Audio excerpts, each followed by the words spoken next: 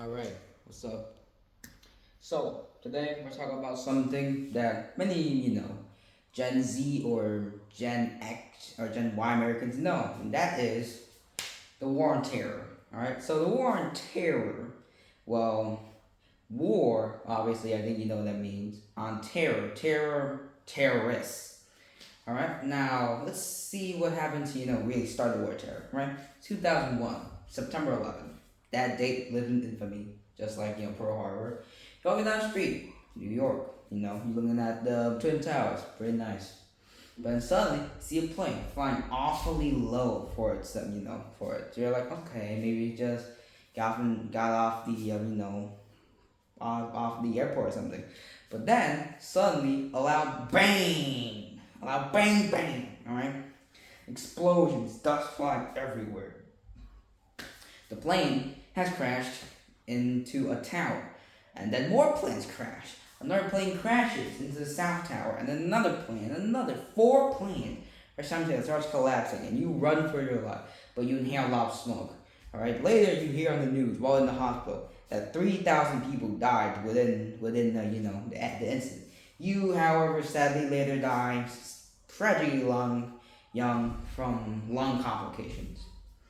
Now, what was that you asked? Yes, terrorist attack. All right. Now the U.S. wasn't exactly known for having terrorist attacks. All right, because before 2001, not a lot of terrorist incidents occurred because no one really was out of their mind to do that.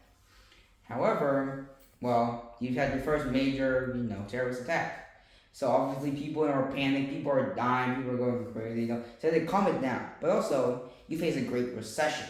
Now a recession basically is going down, right? It's now Twin Towers is also a trade place, or where companies work and stuff. So everything pauses. All right, the stocks, your loans, the companies, it pauses. All right, it just pauses. It stops.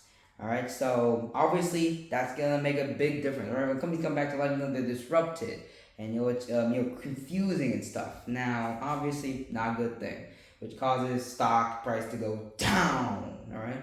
And sadly, but it's not as bad as the Great Depression, but it's still pretty bad. So it's the Great Recession, basically like the worst economic time period ever since the Great Depression, but not as bad, obviously.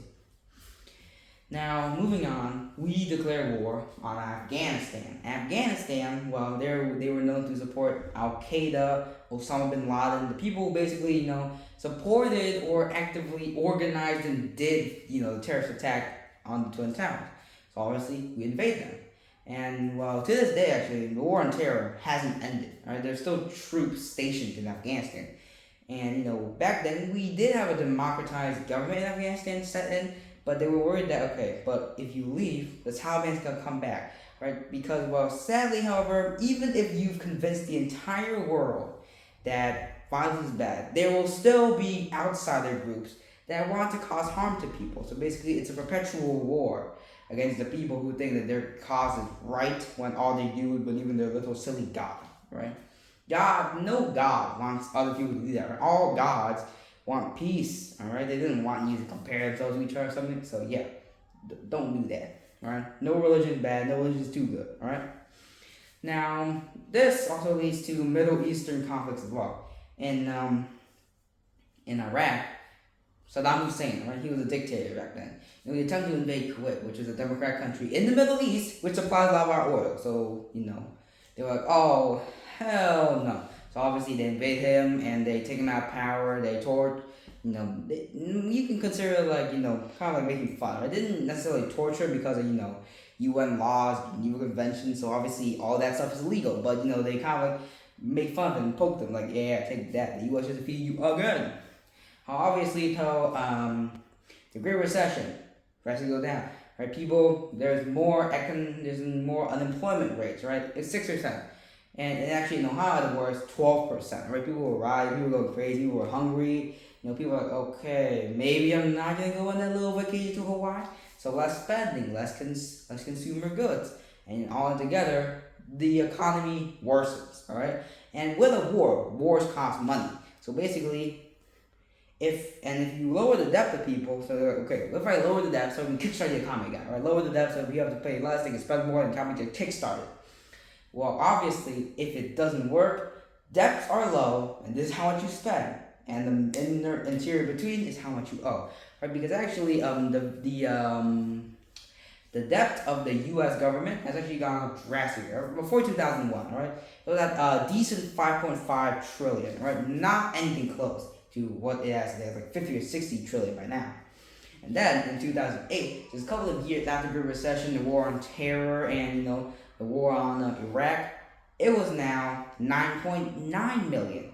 Which basically meant it rose nearly 4.5 trillion, right? Trillion. How much money do you think that is, right? They rose that fast up. So in the end, it was all just a really big American tragedy. You have to remember that. And of course, not everyone's good, but obviously there are still bad people. So yeah, thanks for listening to what I say. I'll see you sometime else, and goodbye.